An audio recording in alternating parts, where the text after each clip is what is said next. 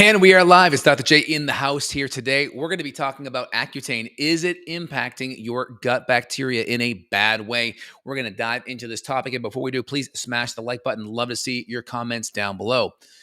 So Accutane, very common medication. Usually it's kind of the end of the line with conventional dermatology in dealing with acne. Essentially, it's a product called isotretinoin. It's synthetic vitamin A analog. Big side effect is it's teratogenic. So if you're a woman, you got to be very careful, especially if you're on it while you get pregnant, and you usually got to be off it for like at least 3 months to make sure it's not in your system because it can induce birth defects. That's called teratogenic, if you will. So again, in natural medicine world, we'll use vitamin A because vitamin A has a lot of good benefits. One, people don't get enough of it. It's going to be in grass-fed butter. It's going to be in egg yolks. It's going to be in liver. So it's a lot of good nutrient-dense food.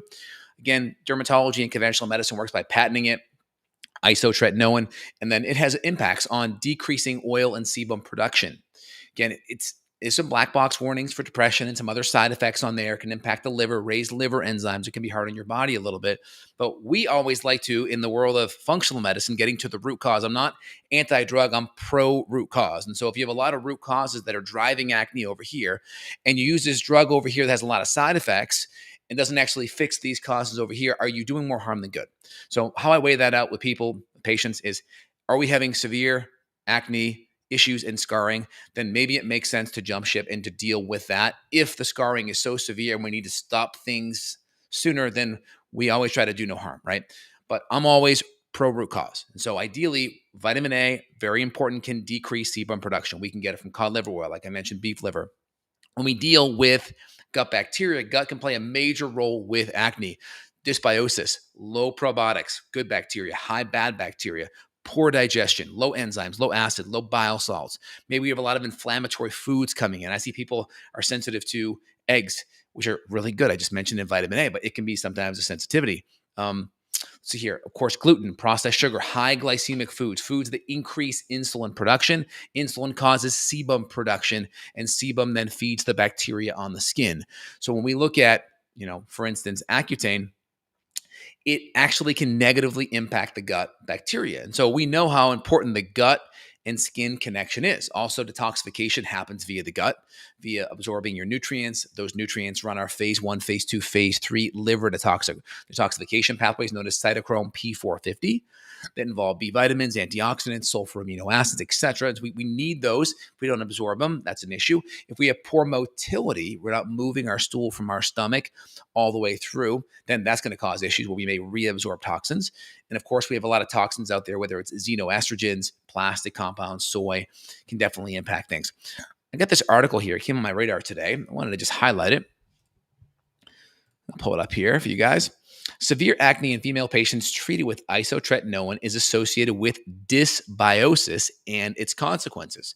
So if you look here down the group, there was 2 groups here. And if you look at group 2, isotretinoin's Accutane, so presents with dysbiosis higher levels of hydrogen and methane versus the group that does not. Without tretinoin, does not experience dysbiosis. So in anxiety and depression were higher in patients with acne treated or not with. It's probably just because they had acne, they were depressed and had anxiety. But again, the big one here, the incidence of isotretinoin associated events is equal to 2.6. And they also had gut symptoms as well. So the big thing I wanted to highlight here was dysbiosis levels were higher. Also, oral herpes issues too. So there sounds like they had some immune compromisation issues. So we had increase in hydrogen, an increase in methane. So very interesting here. So it definitely has a negative impact on your gut bacteria. This is important because we know the gut plays an important role with skin and with detoxification. And again, if you use a medication that's going to potentially impact the gut down the road, even if it's a slight increase, maybe further away, moving away from addressing the root underlying cause. I want to put this out there. So if you are someone who's made the decision to go on Accutane, we want to look at the gut. We want to make sure you're digesting well, you're breaking down your food. We may want to be adding in probiotics. We may want to be doing an herbal clearing protocol to knock down the dysbiotic microbes and then work on adding in the probiotics to follow. Maybe you have poor digestion and you're being added on to your program with the Accutane, and now your digestion is getting worse. Like the symptoms here for dysbiosis and digestive symptoms got worse, it says here in the study. So we want to be aware of that because most people, I don't think, are aware of it. And most people are not aware of the gut-skin connection. There's an article from two dermatologists back in the 1920s called Pillsbury and Stokes. I'll pull it up here. And this is a 1920 article, which is pretty crazy.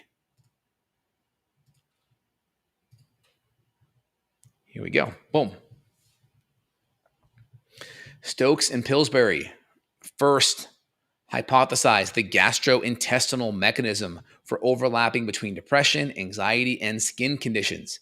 Pillsbury hypothesized that emotional states may alter normal intestinal microflora, and increased intestinal permeability may contribute to systemic inflammation.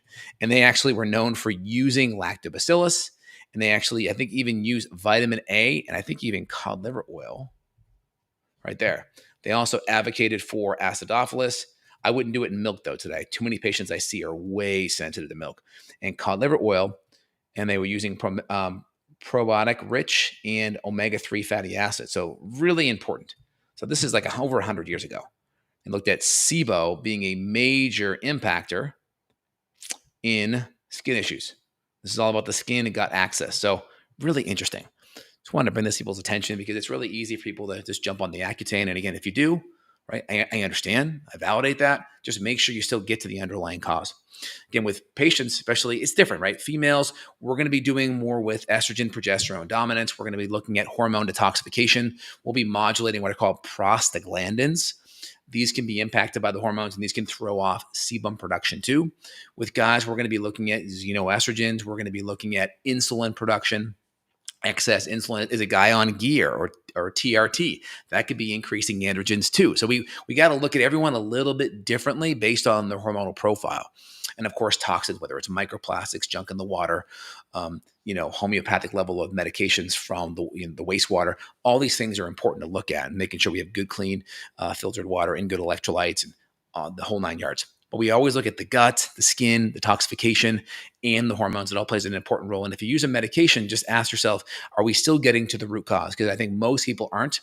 And if you go with the med, just still make sure you're working with a functional medicine person that is working on getting to the root underlying cause with you. All right, guys, if you enjoyed today's video, please let me know. I'd love to see your comments down below. And hopefully this gives you some good information. So ideally, you want to get your diet dialed in, anti-inflammatory, nutrient-dense, low toxin, get the glycemic index and the carbs down. And then ideally, work on good, healthy probiotics, work on better digestion, and look at getting healthy vitamin A in your diet as a good natural way. Just be mindful if you're going to get pregnant or you're a woman. Be very mindful of higher dose vitamin A, anything more than 5 to 10,000 if you're trying to get pregnant. Just be careful. Make sure you see your doctor. All right, guys, links down below if you want to reach out to my staff and team if you want more support. Have a good one. Take care.